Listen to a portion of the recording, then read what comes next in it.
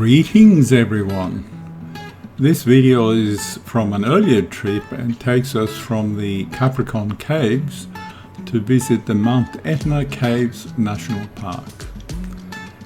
There are two main walks on offer, a 600-meter easy circuit through a dry rainforest which is clinging to a limestone karst formation, and the 2.4 kilometer long walk to the Pilkington Quarry and the Limestone Reach.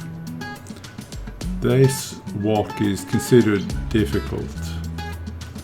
In summer, the Queensland Park and Wildlife Service offer bat cleft tours, where you can experience the rush of thousands of tiny bats flying past you.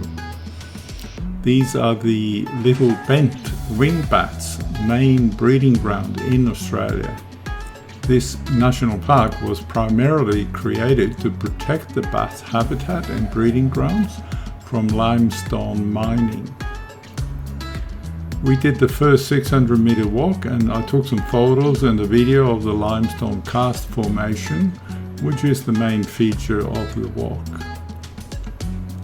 From there we returned back to the Bruce Highway, driving through the village of the Caves.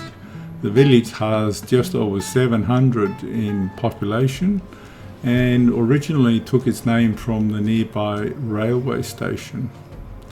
The village grew out of the tourism associated with the Olsens Capricorn Caves and the Mount Etna Caves National Park. Today it's only about 20 kilometers north of the major city of Rockhampton, which we will visit next.